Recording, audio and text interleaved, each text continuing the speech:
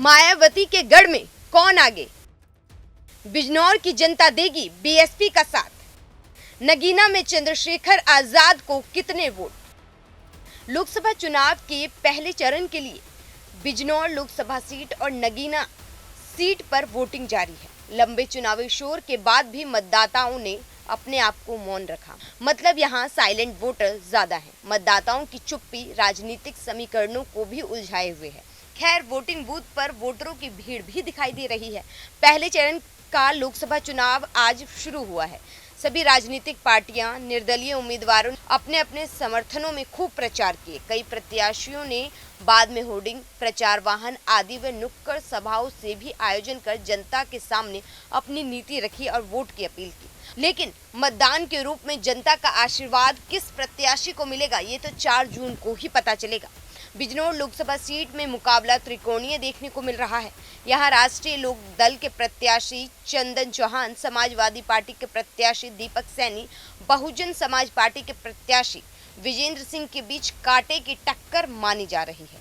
बिजनौर में मुकाबला बीजेपी का बसपा के बीच है और सपा ने दीपक सैनी पर दांव लगा रखा है। वो नूरपुर सीट से विधायक राम अवतार सैनी के बेटे हैं और बड़ी बात यह है कि चुनाव प्रचार के दौरान सपा के इस कैंडिडेट के खिलाफ जनता का विरोध दिखा है। अगर बिजनौर सीट पर मतदाताओं की बात की जाए तो यहाँ पर करीब 17,35,000 मतदाता हैं, जिसमें करीब 9,21,000 पुरुष हैं, तो वहीं 8,12,000 महिलाएं हैं, वहीं 91 अन्य मतदाता हैं।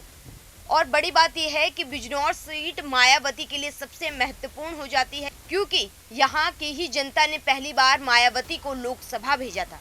ऐसे में यहाँ की सीट काफी महत्वपूर्ण बीएसपी के लिए हो जाती है, क्योंकि जो जातीय समीकरण को लेकर वो खेलती हैं। इसके साथ साथ जमीन पर मायावती की पकड़ कितनी मजबूत इस वक्त बची हुई है, वो भी इस सीट से ही पता लगेगा। वहीं नगीना लोकसभा सीट पर आजाद समाज पार्टी के अध्यक्ष चंद्रशेखर ने अपना दावा ठोककर चुनाव को बहुत दिलचस्प बना दिया। यहां भी मुकाबला त्रिकोणीय ही है।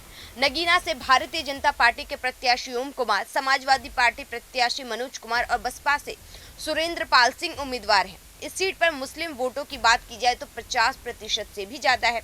जिसके पाले में मुस्लिम वोट जाएगा उसकी जीत पक्की मानी जा रही है।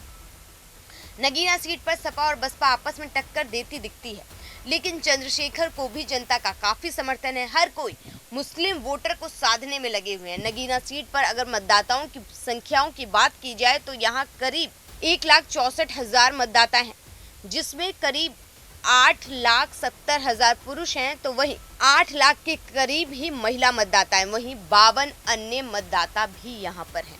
अब देखना होगा कि बिजनौर और नगीना जैसी सीट जो बसपा का गढ़ कहा जाता है, वहां पर बसपा कितना कमाल दिखाती है। Bureau report, news 1 India.